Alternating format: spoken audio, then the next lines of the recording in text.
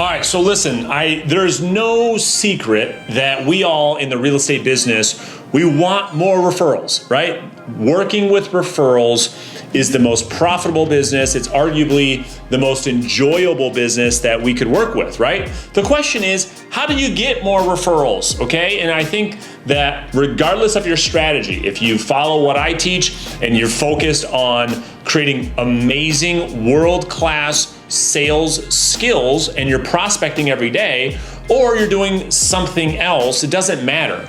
Regardless of the strategy, at the end of the day, we're all trying to grow. I hope you are doing this. We're all trying to grow a database that one day our business is growing 100% by referrals, and that is what we all want, okay? Now, not only do we all want that, again, it goes back down to, well, how do we generate more of them? Because I think what we see in the industry certainly is the waiting strategy. We've got the phone and we're sitting looking at the phone. Nobody's calling you. We've got to do something. We have to play offense to go out into the marketplace and generate referrals. So let me teach you how. Generating referrals starts at the beginning of the sales process, not at the end. Okay, so a lot of real estate gurus or trainers or sales people, they want to teach us, hey, when's the best time to ask for referrals? At the end of the transaction, when things go well, you're sitting at the closing table, that's when they're telling us, that's when you ask for a referral. Well, in my experience, yes, you should continue to do that, but I believe that it starts way in the beginning of the sales process. Let me give you an example. And then after I give you this example, I'm going to give you specific tactical things for you to take notes. And then when you're done watching this video, go back into your business and execute on the strategies I'm going to give you guys today. All right. So starting at the beginning of the process, you sit down with a prospective seller. You're interviewing to take a new listing.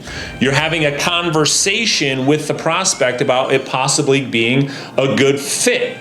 Because if you've been following me for any length of time, you know that I teach something called reverse selling. Reverse selling has everything to do with evening the playing field. You're interviewing the seller as much as they're interviewing you to make sure there's a good partnership, there's a good fit, that you get the listing at the right price, at the right compensation, under the right terms, so that you could provide your clients a world-class experience. Now, at that interview, you're gonna use this script. You're gonna say, Mr. and Mrs. Seller, it is my goal to provide you such an amazing experience selling your property that when we're sitting at the closing table and I pull out the check at the closing table from the title company and I hand you over that check, that I want you to look back on this experience and I want it to be so positive. And I want you to say to yourself, Brandon, you did everything you said you were going to do. So much so that you feel confident and comfortable referring me to your friends and family in the future. Would that be fair? And the prospect always says, oh my gosh, of course. If you do a great job for us, Brandon, we have no problem, passing your name along to our friends in the future. You follow that script up by also saying, because here's the reality. If we decide to work together and I do a bad job, there's no chance you're gonna turn me on to anybody. Am I right? And yet again, using reverse selling, they always agree, okay? And so now what is this doing? Number one, I want you to think about this and I want you to be very, very honest. If you're talking about referrals at the first meeting with a potential client, what is the purpose? Why are we doing that? Number one, yes, it is to absolutely set an expectation so you get more referrals for sure. It also does something else that's really magical. When you start to talk about things in the future, you start to help to hardwire in the prospect's brain about what the experience is going to be like working with you. And so what that does is it helps you to convert prospects into clients. They start to think subconsciously, well, man, if this guy or this girl's already talking about me potentially referring them business down the road, certainly they know they better do a good job. So they start to, in a subconscious manner, start to process that, wow, they must be good at what they do. So talking about referrals, setting that expectation up front, helps you to earn referrals later or during the process, which is the best time to get them, by the way, while it's top of mind. And it helps you to convert your current prospects into current clients, okay? So that's the first strategy, that's the first takeaway, okay? Second, now that you have the listing, as I teach all of my students, every single Friday between 1 o'clock and 3 o'clock, you should be on a phone call with every single seller you have, providing them a proactive update so they're not calling you wondering, hey Bob, what's going on? What's going on with the sale of my house? You're providing a proactive update. Now, as you're doing that proactive update, you're reminding the client to say, hey, I always want to make sure that you know what's going on. Again, I want to make sure I'm providing you an amazing experience so that as you're out there talking with your friends, family members, and somebody brings up real estate, I'm your guy. Is that fair? Bob, can you do that for me? That's called future pacing.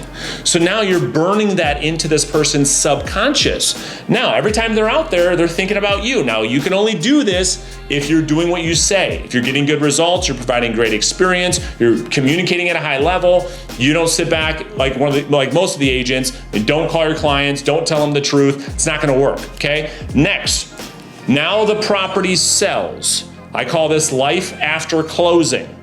30 days after closing, you're calling the client and you're seeing if everything has gone smoothly.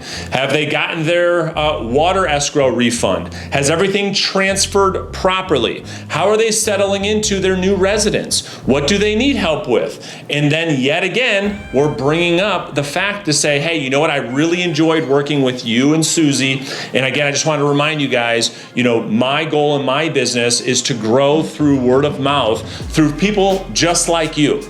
And can I ask you, was the experience everything that you thought it would be? Now, if you've done your job, hopefully they say, yes, it absolutely was. All right, awesome. Now, as you're out there, I would absolutely love it if you hear someone talking about real estate that you pass along my information, or better yet, you call me and give me their information. I'd be happy to call them. Can you guys do that for me?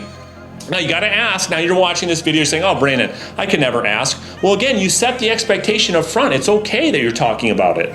You already talked about it up front. That's the power of foreshadowing. Next, write these things down. So that's 30 days after closing. Now, every week moving forward, for the rest of time, they go into your database. They're gonna get a video email from you in addition to everybody else in your sphere in your database. And well, Brandon, what's the video gonna be about? Okay, I teach all of my students to do one video email every single week, talking about the market, giving tips, giving strategies, talking about the new hot spots that are opening in the city possibly, or interviewing one of your referral partners. Any of those will work. The goal is to provide a video piece of content through email to stay top of mind. You're gonna use that same video to post on your social media, okay? One video a week, gets emailed to the database, gets posted on your social media. We're burning into the subconscious mind of all of our past clients and centers of influence. Next, monthly direct mail piece, okay? You're gonna create a simple letter that you can send out through a company maybe like Banner Season, which is what all of our students use. There's a link in the description notes. You can learn more about that company. You can send out a letter to your database every month, giving a snapshot of the real estate market, giving a snapshot of an update with what's going on with you, and talking and asking for introductions to their friends and family thinking about buying a home. That goes out every single month to your database. Next, quarterly phone call. Yes, you've got to pick up the phone. You have to have direct communication with people. There's been all kinds of studies out there that the vast majority of people will give you a referral if you ask. So what are you going to do? You're going to call them 4 times a year. But Brandon, what in the world am I going to say? We're not going to call them and say, Bob, this is a business call. I'd like to ask you for introductions. Listen, I know you're never gonna do that. I'm never gonna do that. So here are the 4 things you're going to say to your clients 4 times a year. Ready? I'm gonna give you the playbook. In January, you're gonna do what we call a real estate review, an annual real estate review. I'll make another video about that. But essentially, you're calling your client, updating them on the marketplace, you're updating them on the value of their home, you're emailing them the CMA, you're finding out if they're doing any renovations, do they need to refinance. You're touching base with your clients every January to do a real estate review. I'll make another video about that. In April, Q2, you're gonna remind your client to get their air conditioning unit checked out. Summer's right around the corner. Got to make sure that we're checking that out, keeping the AC unit up to speed so nothing goes wrong with that utility. You're going to also remind them to get their water turned on. Maybe you're going to refer them to a sprinkler guy that you know to go to their house and get their water turned back on, get all their sprinklers going, because over the winter, over the fall, sprinkler heads get messed up. And so you're going to remind them to do that every April, okay? I tell the story to my students all the time. I've got an HVAC company that calls me twice a year doing this exact same thing, and they always get my business. Number 3.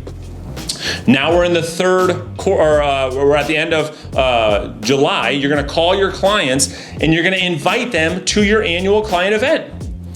Okay, you're going to call them to invite them to your one annual client event. That's 3 of the 4 calls. And the 4th call is in October. You're going to remind them to get their furnace checked out. Winter now is right around the corner. And what do you think? What's the other thing? We're going to remind them to get their sprinklers blown out. There's your 4 calls for the year. Very simple. Staying top of mind, contributing to the phone call with value, with specificity. It's the law of reciprocity. The more you give, the more you get, okay? And then lastly, one client event. One client event every year. I like to do them in the summer. You can have kids face paint, balloon toss, bounce houses, music, food, invite your past clients, centers of influence. And if you follow that plan that I just outlined for you in today's video, you will get so many referrals that you will absolutely fall in love with this strategy. You'll actually execute on this strategy. Let me know what questions you have, what you need me to clarify on in the comment sections, and I'm here to help you. I appreciate you guys watching this video, and I'll see you guys in another video next week. We'll talk to you guys soon.